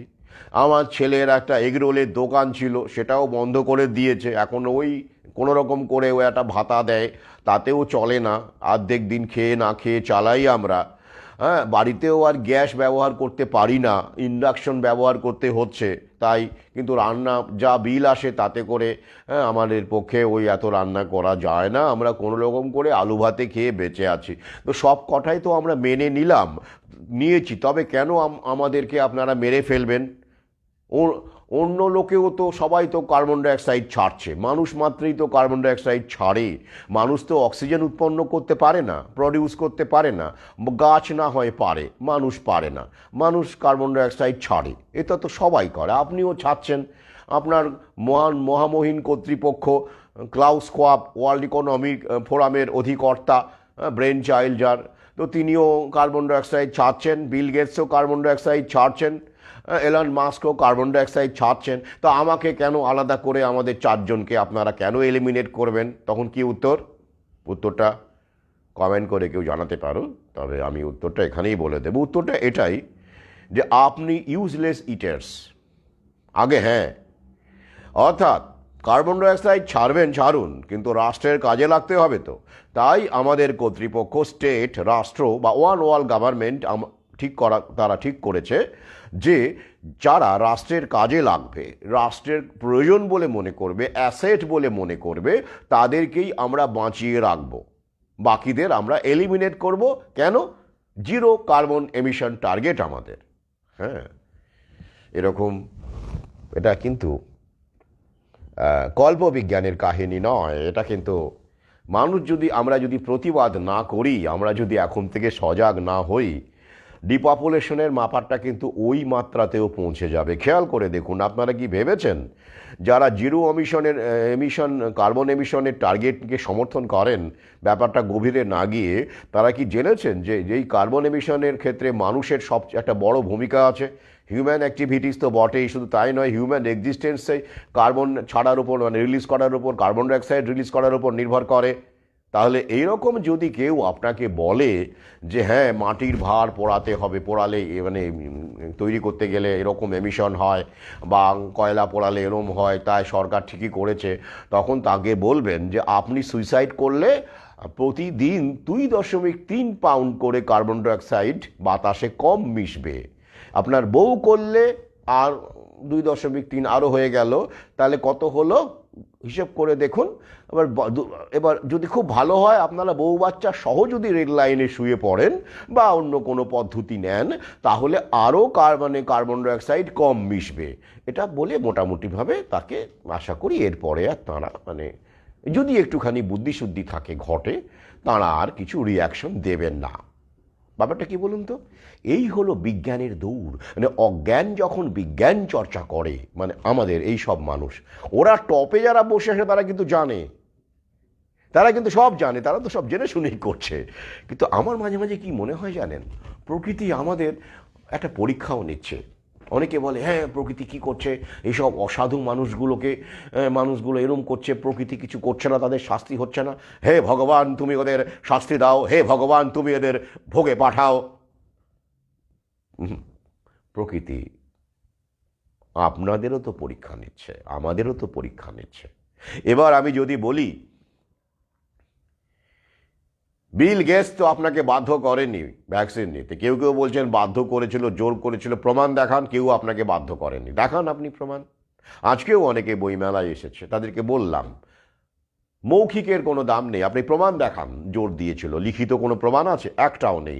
তাহলে আমি যদি বলি প্রকৃতি আপনাদের পরীক্ষা নিয়েছিল, আপনি ফেল করেছেন, কি পরীক্ষা?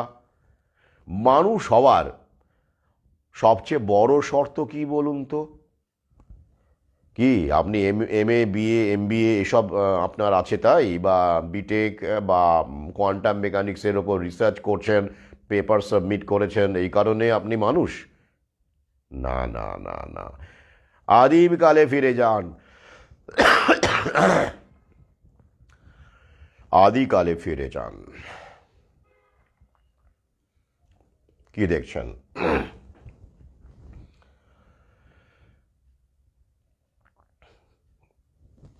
আমি একটু আসছি।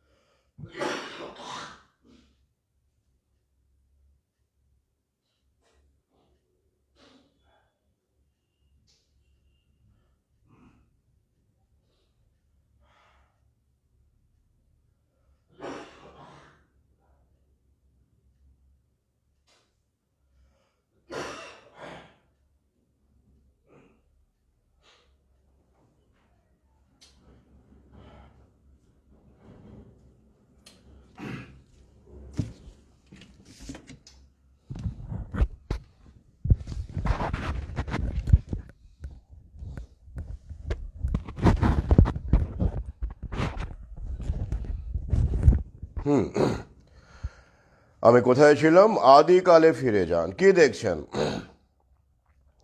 একটা বিশালাকায় ম্যামথ, হাতির পূর্বপুরুষ, ছুটে পালাচ্ছে। কেন পালাচ্ছে? তার দিকে ধেয়ে যাচ্ছে 40-50 জন মানুষ, তারা ম্যামথটাকে শিকার করবে বলে, ম্যামথের মাংস খাবে বলে। তো এত বড় একটা অতিকায় প্রাণীকেও কিন্তু ছুটে পালাতে হতো যখন সংঘবদ্ধ মানুষ তাকে আক্রমণ করত, অথবা যখন কোনো বন্য জন্তু ধেয়ে আসতো, প্রাণ বাঁচানোর তাগিদে মানুষ তার মোকাবিলা করত। তাহলে কি জন্য তখন কি বিএমএ লেগেছিল?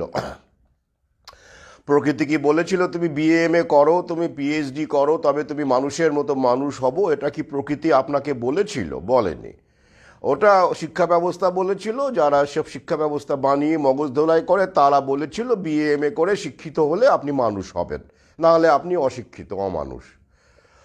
তাহলে তখন প্রকৃতির কোলে বেঁচে থাকার জন্য মানুষের সবচেয়ে বেশি কী প্রয়োজন হয়েছিল বলুন দেখি? সাহস, সাহস, সাহস এবং সাহস, কারেজ, কারেজ অ্যান্ড কারেজ।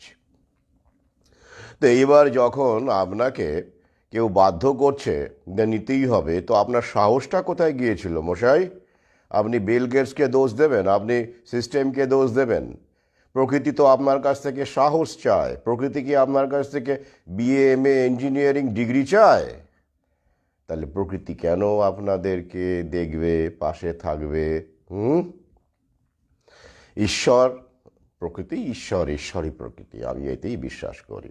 তাহলে ঈশ্বরকে দোষ দেওয়ার আগে আপনারা নিজেরা প্রশ্ন করুন, আপনাকে কে ভয় পেতে বলেছিল? তাহলে আপনার পূর্বপুরুষ যে ম্যামথের সঙ্গে ম্যামথকে তাড়া করে তাকে শিকার করত সংঘবদ্ধভাবে, আপনি তো সেইখান থেকেই আপনার তো প্রবাহিত হয়েছেন আপনি, না? তাহলে কোথায় গণ্ডগোলটা, কোথায় বলুন তো? প্রকৃতি আমাদেরও পরীক্ষা নিয়েছে, তাই তো? তাই ঈশ্বরকে, মহাকালকে দোষ দিয়ে লাভ নেই। এটা একটা প্রক্রিয়া, আমাদের মধ্যে ত্রুটি, মানুষ তার মূল জায়গা থেকে সরে এসেছে, তাই তাকে সহজে স্বীকার করা যাচ্ছে। তো তো যাই হোক, তো এইবার আপনাদের বলা হলো আপনারা ইউজলেস ইটার্স, কারণ আপনারা রাষ্ট্রের কোনো কাজে লাগছেন না। আপনারা এআই, মানে এআই এর আর কোনো রিক্রুটমেন্ট নেই, কারণ এআই টপ মোস্ট যে যারা এআইকে ফিট করতে পারে তারা নন। তাদের মতো লোককে আমরা মানে রেখে দেব, বা অন্যান্য কাজে যে আমাদের লাগবে তাদেরকে রেখে দেব। বৃদ্ধ পপুলেশন, অসুস্থ পপুলেশন, ইউজলেস পপুলেশনকে আমরা এলিমিনেট করে দেব, জিরো কার্বন এমিশনকে সুনিশ্চিত করবার জন্য। অবিশ্বাস হচ্ছে তো? অবিশ্বাস করবেন না, কারণ পৃথিবীতে এই প্রথম আপনারা কমপ্লিট জায়নিস্ট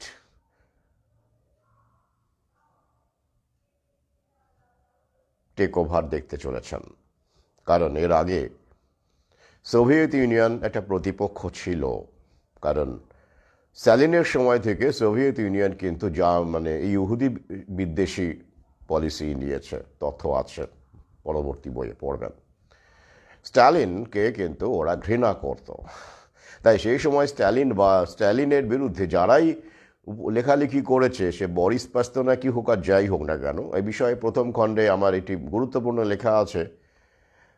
বরিস পাস্তনাককে স্ট্যালিন নিজে টেলিফোন করে থ্রেট দেন, সেটা কি জানেন? যাই হোক, সেই বরিস পাস্তনাককে কিন্তু নোবেল প্রাইজ দেওয়া হয়েছিল সাহিত্যে, ডক্টর জিভাগো লেখার জন্য। তো সেই সময় এমন দাঁড়িয়েছিল যে সোভিয়েত ইউনিয়নের বিরুদ্ধে কেউ লিখলেই, লেনিনের সময় নয় কিন্তু স্ট্যালিনের সময়, লিখলেই তাকে নোবেল প্রাইজ দেওয়া হতো। কেন দেওয়া হতো প্রশ্ন করবেন না? লেনিন থাকাকালীন লেনিন তো ভেবেছিলেন যে ট্রটস্কি তার উত্তরাধিকারী হবেন, কারণ ট্রটস্কি নিজেই ইহুদি ছিলেন, আর লেনিনও তো ইহুদিই ছিলেন, তার মা ইহুদি ছিলেন। তো তেমনটাই ভাবা হয়েছিল, কিন্তু স্টালিন তো ট্রটস্কিকে সরিয়ে দেন। আপনারা জানেন, ট্রটস্কিকে মারার জন্য, হত্যা করার জন্য বেশ কিছু অ্যাটেম্প্ট ফেল হওয়ার পরে শেষ পর্যন্ত কিন্তু স্টালিন সফল হন, যদিও কাগজে কলমে প্রমাণ করা যায় না, কিন্তু সবাই জানে ওটা স্টালিনই করেছেন। এবং পরবর্তীকালে সেই হত্যাকারীকে রাশিয়ার সোভিয়েত ইউনিয়নের সর্বশ্রেষ্ঠ পুরস্কার পর্যন্ত দেওয়া হয়েছিল। পরবর্তী বই রাসপুটিনে সেই সব তথ্য থাকছে। তো যাই হোক, আমি মূল প্রসঙ্গে তাহলে কি দাঁড়াচ্ছে, অর্থাৎ জিরো কার্বন এমিশনকে যদি আপনি সাপোর্ট করেন, সমর্থন করেন, বিজ্ঞানকে পদাঘাত করে, তাহলে কিন্তু আপনি আলটিমেটলি নিজেকেই আপনি মানে আত্মঘাতী, মানে অর্থাৎ ছাগল হয়ে আপনি নিজেই হাঁড়ি কাঠে গলাটা বাড়িয়ে দিচ্ছেন। কারণ আপনি বিজ্ঞানটা জানেন না যে আমাদের ইকোসিস্টেম কার্বন, গাছ পুড়লে কার্বন, শ্বাস নিলে কার্বন, এবং প্রকৃতির নিজের ব্যালেন্সের ক্ষমতা রয়েছে, সমুদ্র কার্বন ডাইঅক্সাইডকে অ্যাবজর্ব করে। এটাই তথ্য। ওই তথ্যগুলো এখন আপনাদের কিন্তু বলবে না, আপনাদেরকে চেপে দেওয়া হবে, আপনাদের বারবার কানের কাছে এইসব বলবে, আর আমরা যারা তথাকথিত ভদ্রলোক তারা এটা বিশ্বাস করব এবং এইসব কমেন্ট করতে থাকবো, তো মন্তব্য করতে থাকবো। এখনো কিছুই দেখেননি ব্রেন ওয়াশ কাকে বলে। তো যাই হোক, এবারে আমি আসছি, তাহলে এই ব্যাপারটা আলোচনা হয়ে গেল। এবং এইরকম প্রশ্ন কেউ করলে আমি যে কমেন্টটা উত্তর দিয়েছি দেখবেন, আপনি ঠিক তাকে সেই মন্তব্যটাই উত্তর দিয়ে দেবেন। খুব ইজি টু হ্যান্ডেল, আর কিচ্ছু দরকার নেই। আপনি নিজেকে যদি সরিয়ে দেন পৃথিবী থেকে, আত্মহত্যা করেন, তাহলে আপনি কতটা কার্বন ডাইঅক্সাইড সেভ করছেন, এই মহান কাজটা আপনিই শুরু করুন, ঠিক আছে? এবং তাহলে কি দাঁড়ালো, এটা পুরোটাই একটা বানানো। আমি বারবার বলেছি, এটা পুরোটাই একটা পলিসি, যাতে করে, কেন এটা করা হচ্ছে, ওই প্রাকৃতিক সম্পদের ওপরে, গাছের উপরে। এই যে আপনি গাছ কাটতে পারবেন না, কেন? অক্সিজেন দেয় গাছ, যে কার্বন ডাইঅক্সাইড ছাড়ে, এটা কিন্তু আপনাকে বলা হবে না, মানে আপনি ভাববেন না, তাই তো? মানে ব্যাপারটা কী হয় বলুন তো, কানের কাছে যেটা ঘ্যান ঘ্যান ঘ্যান করে সবসময় বলা হয়, 10 চক্রে ভগবান ভূত, ওই যে ঠাকুরমশাই কুকুরের বাচ্চাকে নিয়ে কোথায় চললেন, ছাগলের বাচ্চাটা মানে ছাগলটা শেষে কুকুরেই পরিণত হয়, তাই তো? এই বিষয়টা কিন্তু মিডিয়া জানে এবং জায়নিস্টরা জানে, যেটা ওরা ব্যবহার করেছিল, তাই তো? সেটাই কিন্তু একইভাবে ব্যবহার করা হচ্ছে, তাই সতর্ক থাকুন।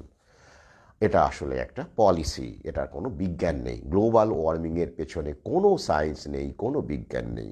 আর একটু অ্যাড করি, প্রকৃতি মানেই কিন্তু বাইনারি, অর্থাৎ দুটি বিপরীতমুখী বোধ, চিন্তন, প্রতীতি নিয়েই কিন্তু জীবন, ইকোসিস্টেম বলুন, প্রকৃতি বলুন, ফিলসফি বলুন, সব কিছু কিন্তু ইন্টারলিঙ্কড। কী বলুন তো বাইনারিটা? জন্ম, মৃত্যু, জন্ম হলে মৃত্যু হবে, তাই তো? এবার আপনি মৃত্যুটা খারাপ মনে করে যদি মৃত্যুটাকে মুছে ফেলতে চান, আপনি কি পারবেন? সম্ভব? মানে আপনি অমর হতে পারবেন? যদি ওরা বলছে 7 বছর পরে নাকি মানুষ অমর হবে, কিছু কিছু মূর্খ মানুষ, মানে শিক্ষিত মূর্খ মানুষ সেটাকেও বিশ্বাস করছে, এবং সেই লোভে পড়ে তারা ব্রেন চিপটাও কিন্তু লাগাবে। মিলিয়ে নেবেন আমার কথা।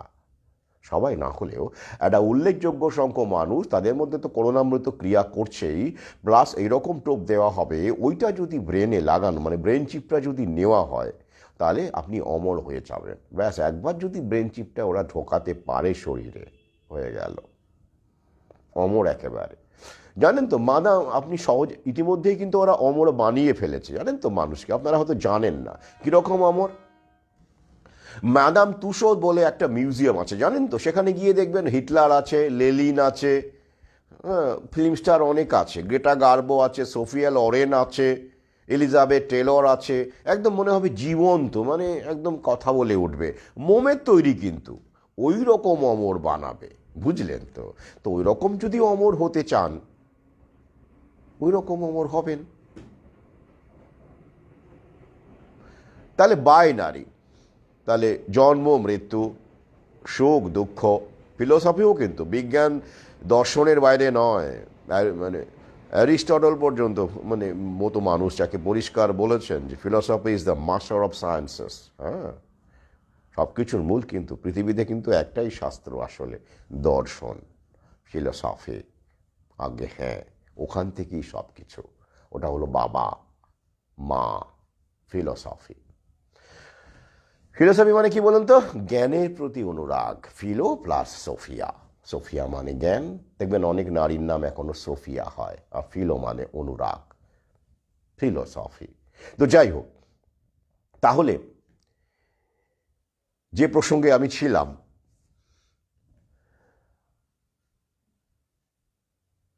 যে তাহলে কার্বন এমিশনের এই বিষয়টা আমি এখানেই শেষ করছি, আপনারা সহজেই বুঝে গেছেন। আরেকটি বিষয় আলোচনা করে, সংক্ষেপে আলোচনা করে আপনাদের ভাবনার মানে সুযোগ করে দিয়ে আমি শেষ করতে, হ্যাঁ বাইনারিটা শেষ করি, বাইনারির মধ্যে ছিলাম।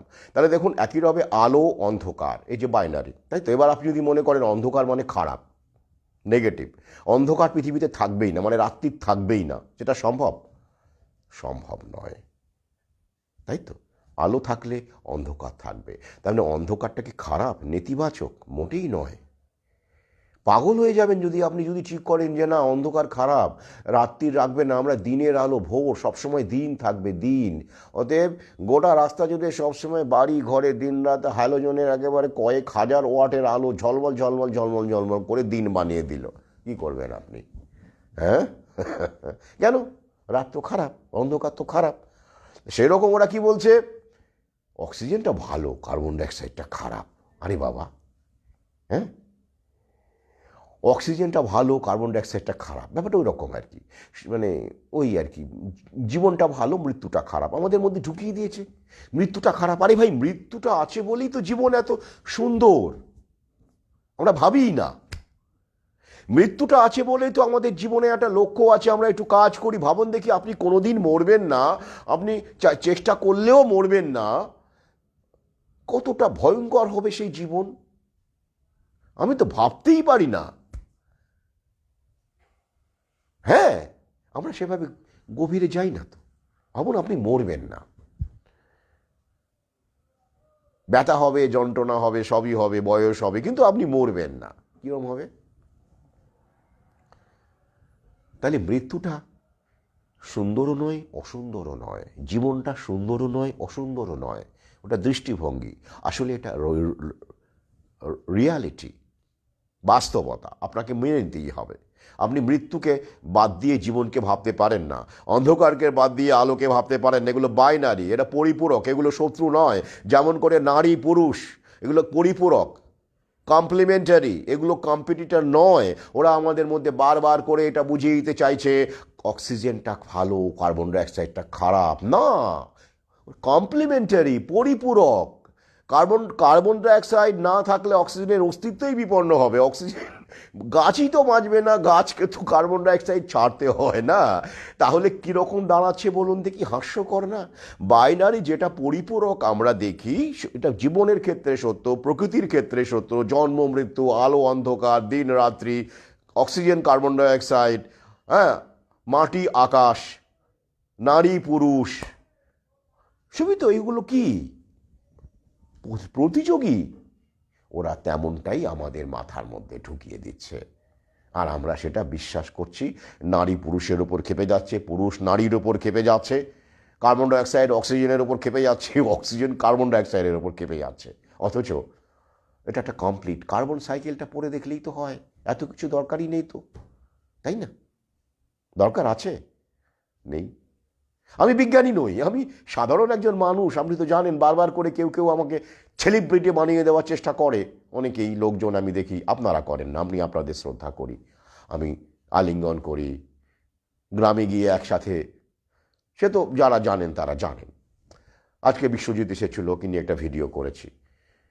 তো যাই হোক, তো কিন্তু ওই যে আমাদের মধ্যে একটা টেন্ডেন্সি আছে, আরে বাবা, সাধারণ মানুষ হিসেবে দেখুন না কেন, কত পড়াশোনার দরকার নেই। দর্শনটা খুব কিছু কঠিন নয়, একটুখানি ভাবলেই বুঝতে পারবেন।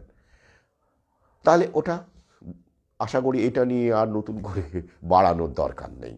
তাহলে আমরা কতটা মূর্খ যে কার্বন ডাইঅক্সাইডকে আমরা ওরকম করে ভাবছি আর কি, যে ওটা নাকি ক্ষতিকারক। ভাই, ওটা ছাড়া অক্সিজেনের অস্তিত্ব নেই, নারী ছাড়া পুরুষের অস্তিত্ব নেই, পুরুষ ছাড়া নারীর অস্তিত্ব নেই। ওরা আমাদেরকে এইভাবে কন্ট্রোল করার জন্য ডিভাইড অ্যান্ড রুল শুধুমাত্র নারী পুরুষে করছে না, হিন্দু মুসলমানে করছে না,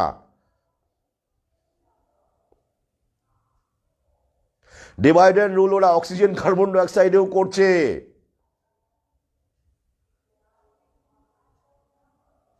এবারে আসছি আর একটা গুরুত্বপূর্ণ বিষয়। আচ্ছা, আমাদের যে চিকিৎসা পদ্ধতিটা দেখুন, আমি মডার্ন মেডিসিনের কথাই কিন্তু বলছি, একটু ভাববেন। আমি কিন্তু এখানে শেষ কথা বলতে আসি না, ভাবতে আসি, ভাবাতে আসি। আচ্ছা, আমাদের যে ডিএনএ মানুষ, তার সঙ্গে শিম্পাঞ্জির যে ডিএনএ কতটা সাদৃশ্য? ওদের বিজ্ঞানী বলছে 99% সাদৃশ্য বা আইডেন্টিক্যাল, তাই তো?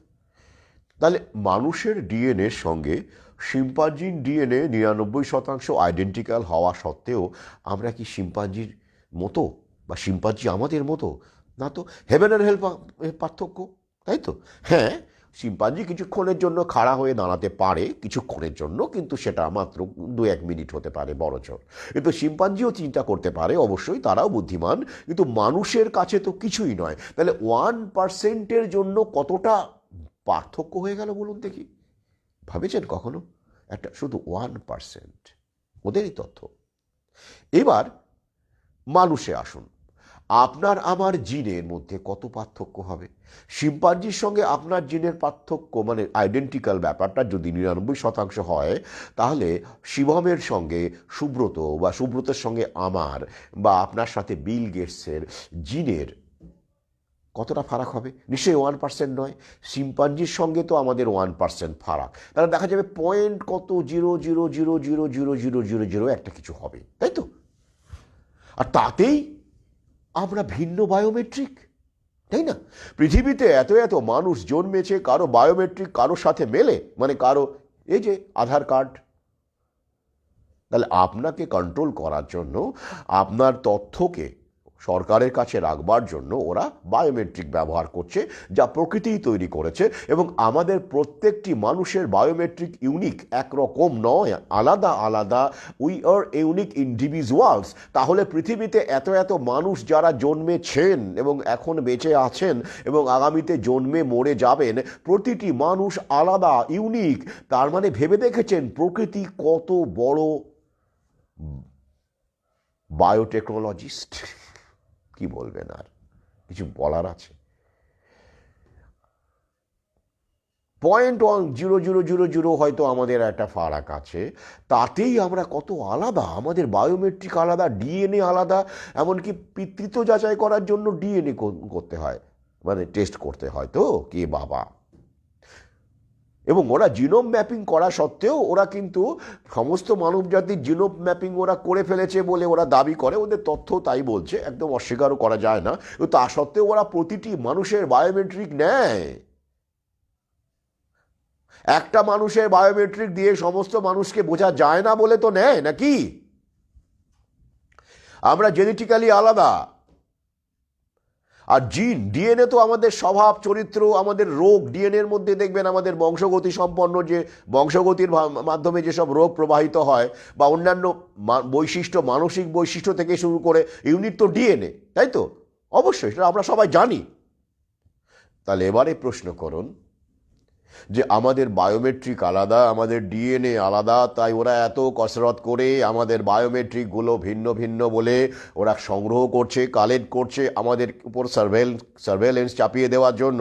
অথচ আমাদের চিকিৎসার একটাই ভ্যাকসিন, সবার জন্য সমান। কি প্রশ্ন যাচ্ছে না? আমরা তো ভিন্ন ভিন্ন মানুষ, আমাদের ভিন্ন ডিএনএ, ভিন্ন শরীর, ভিন্ন মন। তাহলে ওষুধের বেলায় কেন একটাই?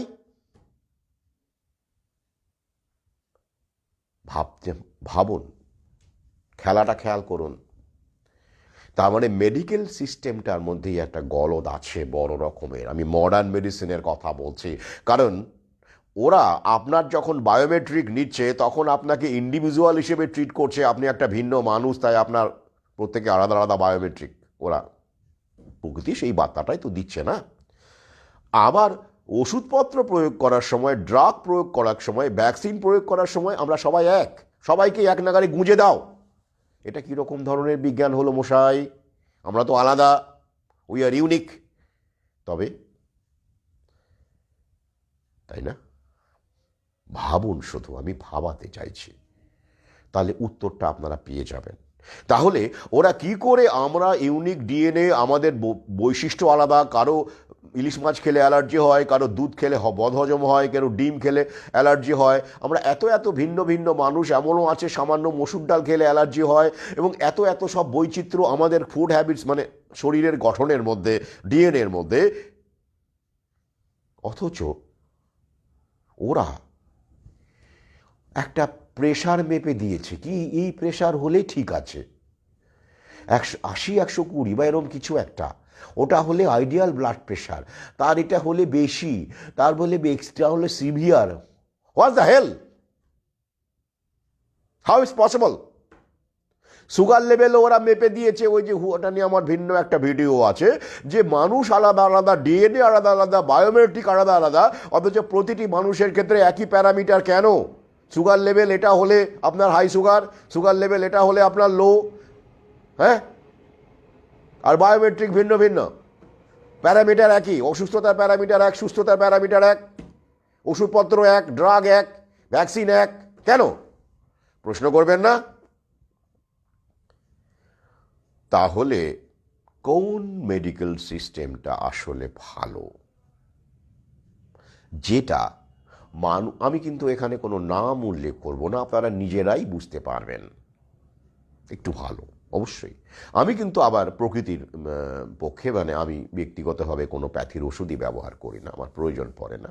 আমার কাছে food is the only medicine. তো যাই হোক, কিন্তু তবুও তো চিকিৎসার একটা দরকার আছে মানুষের। সবাই তো আর একই রকমভাবে জীবন, সবার শরীরও সমান নয়। ওই যে আমি বললাম, এক দাগে একভাবে করে দিলে তো সবাই একই রকম আবার হয়ে যাবেন। আমি তো এরই বিরুদ্ধে। তাহলে কি যে মেডিকেল সিস্টেম প্রতিটি মানুষকে ইউনিক হিসেবে ট্রিট করে, আলাদা করে সময় দেয় তাকে বোঝার জন্য। আচ্ছা, আপনার রাতে ঘুম হয় তো? আচ্ছা, আপনি কতটা জল খান? গরমকালে কতটা জল খান? আচ্ছা, আপনি মানে আপনার কোন খাবারে অ্যালার্জি হয়? হুম, আপনি দিনে কতবার আপনি মূত্র ত্যাগ করেন, বা আপনার নীল রং কেমন লাগে? মানে এরকম অনেক প্রশ্ন ১-১.৫ ঘন্টা ধরে প্রশ্ন করে একটা রোগীর শরীর এবং মনকে বুঝে নেয় যে সিস্টেম, সেটাই কিন্তু অ্যাকচুয়ালি মেডিকেল সিস্টেম। কিন্তু ওইটা করতে গেলে তো মানে প্রতিটি মানুষ ইউনিক, তাহলে প্রতিটি মানুষকে তো একই জিনিস গোঁজা যাবে না, অনেক সময় নষ্ট হবে, ব্যবসার ক্ষতি হবে। একটা ডাক্তার যদি একটা মানুষকে বোঝার জন্য, ইউনিক যেহেতু সে ইউনিক একটা ইন্ডিভিজুয়াল, তাকে বোঝার জন্য যদি ১ ঘন্টা বা আধ ঘন্টা করে সময় নেন, তাহলে তার দিনে কত টাকা রোজগার হবে বলুন দেখি? কত কোটি টাকার ওষুধ লিখতে পারবেন উনি? পারবেন না। তাই ঝপাঝপ,